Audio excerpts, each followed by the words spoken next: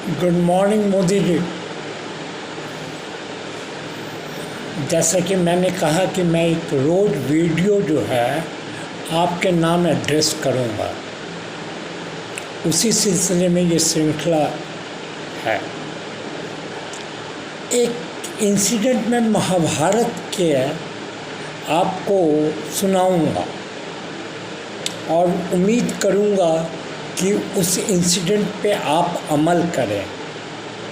हुआ क्या था, दुर्योधन और युधिष्ठिर के बीच में बौद्धिक टेस्ट हुआ था और टेस्ट लेने वाले थे महाराज विदुर। दुर्योधन से पूछा गया कि एक शूद्र है, एक वैश्य है, एक क्षत्रिय है, एक पंडित है, ब्राह्मण है।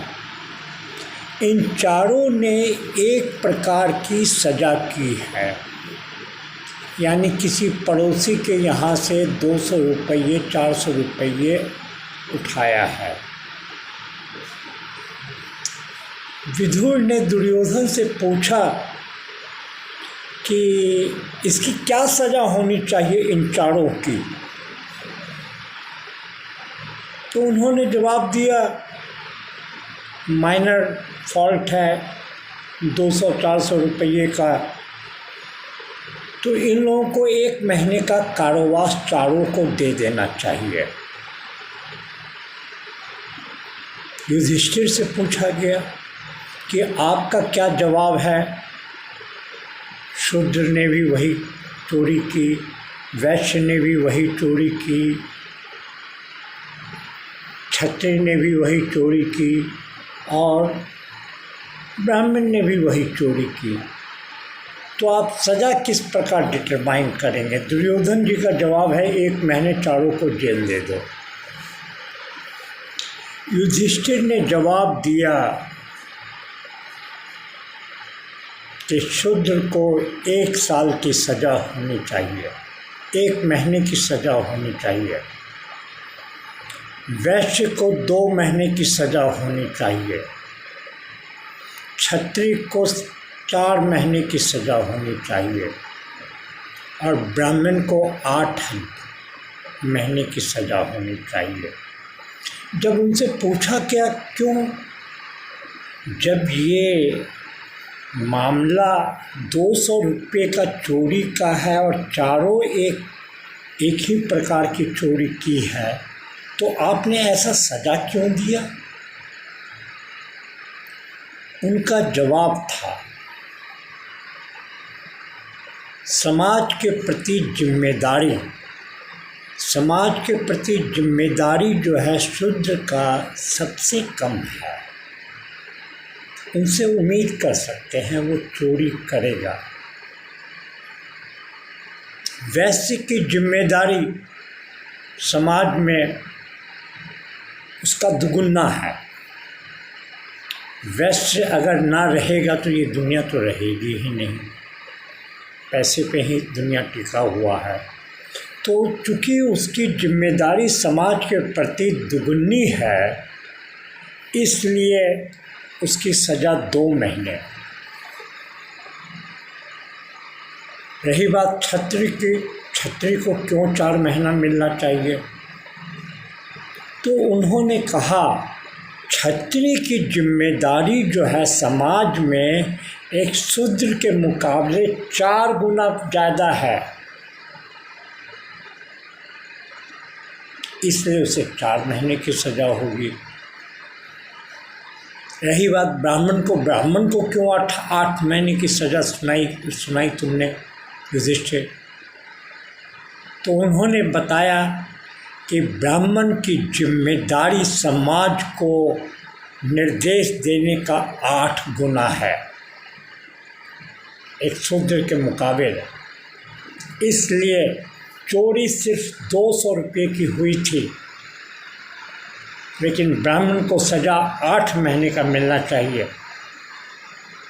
अब यह प्रसंग मैं अपने आज 2022 में लागू करना चाहूँगा और मोदी जी के कान में ये सुनाना चाहूँगा।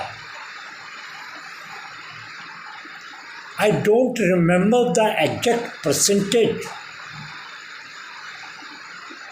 of our lawmakers who have pending cases with them. Some of the very gruesome, very serious problems. Some of them are lighter one, whatever may be, but one thing is sure, across all assemblies, सभी असेंबलियों में, सभी parliament में हमारे law कुछ percentage, मैं percentage पे नहीं जा रहा हूँ, I am not interested in percentage. What I am interested is the speed of justice or speed of any cases undertaken by any court in India should make number one priority of lawmakers. They should dispose the case within 1 year of FIR lodged, because they have much more responsibility than any other citizen of India. मेरा कहना है, जिस प्रकार traffic जब कारवां चलता है minister का, MLA का, प्रधानमंत्री का, चीफ मिनिस्टर का, उस समय जो है सब ट्रैफिक रोक दी जाती है और उनके कारवां को पास किया जाता है।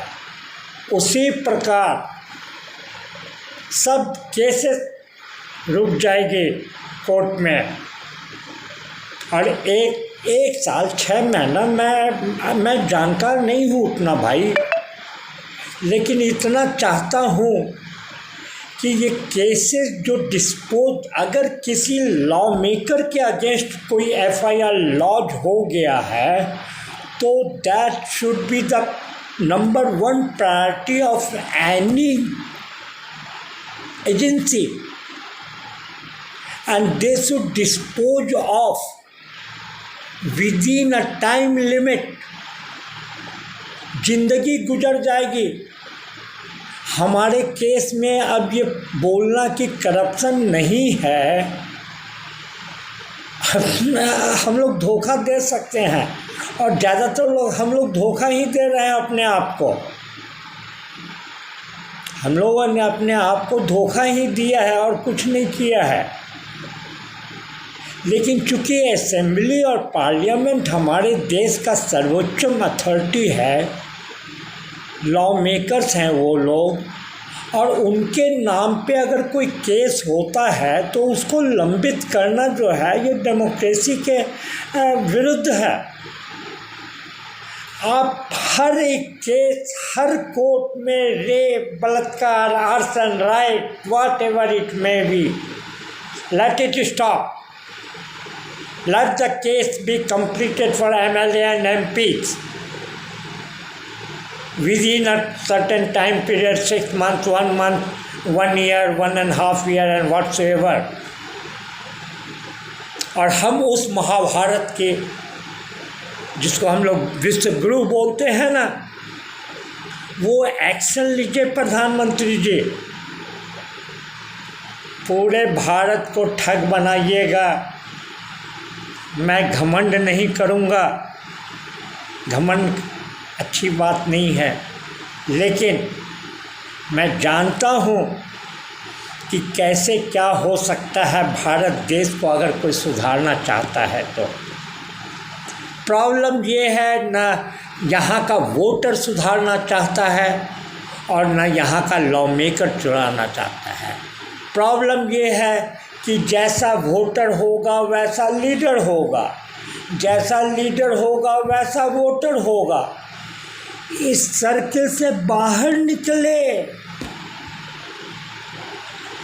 जो भी इस वीडियो को सुन रहे हैं, उस वीडियो को इतना फैलाइए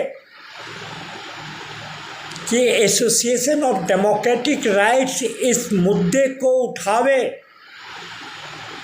सब गाड़ियाँ रुक जाएंगी, सिर्फ कारवां जो है चलेगा एमएलए, एमपी, मिनिस्टर, प्रधानमंत्री इनका।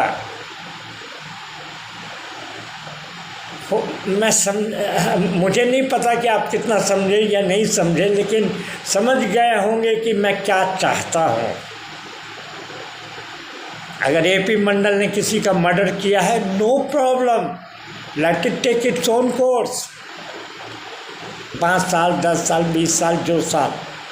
लेकिन अगर किसी लॉ मेकर ने ये काम किया है, मैं ये नहीं बोलूँगा आपको कि जो है ना किसी लॉ मेकर के अगेंस्ट में अगर ये एफआईआर लॉज है तो उसको जो है वो कॉन्टेस्ट करने से मना करेंगे, मैं ये नहीं बोल रहा हूँ। मैं बोल रहा हूँ the moment he get selected as a MLA और MP, his cases should be disposed on in priority basis in a time frame। माफ़ कीजिएगा, न मैं हिंदी में मजबूत हूँ न मैं इंग्लिश में मजबूत हूँ,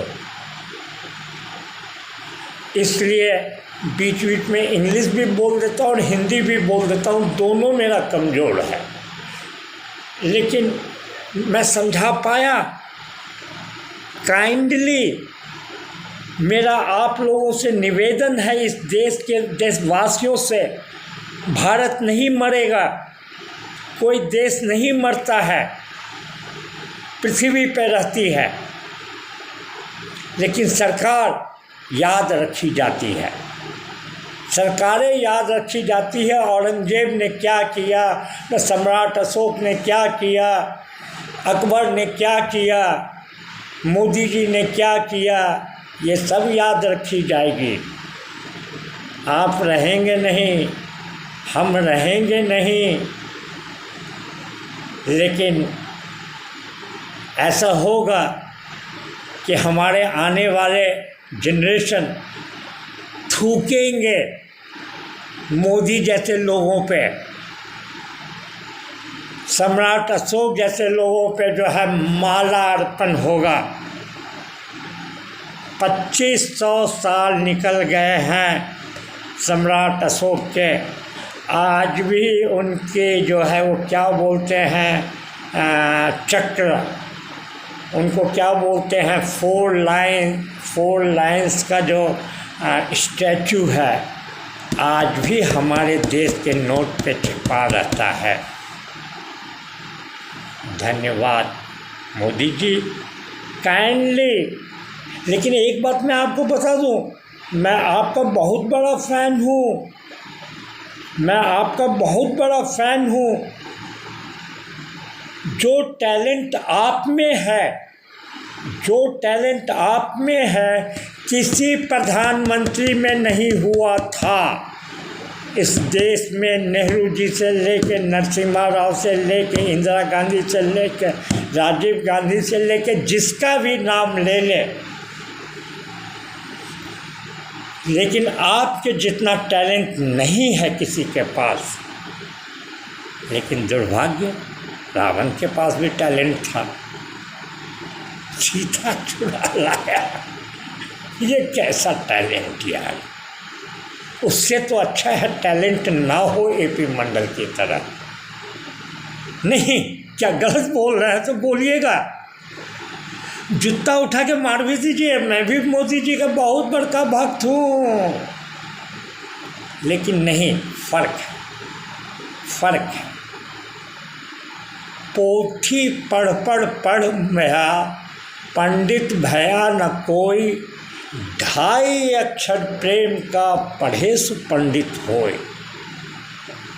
ये हमारे देश के कवि ने लिखा है, याद नहीं है, रहीम जी ने लिखा है या कबीर जी ने लिखा है या गुरु नानक देव जी ने लिखा है, मैं वो याद नहीं रखता हूँ। सीधा साधा अप्रोच है, आम खाओ पेड़ गिनती मत करो।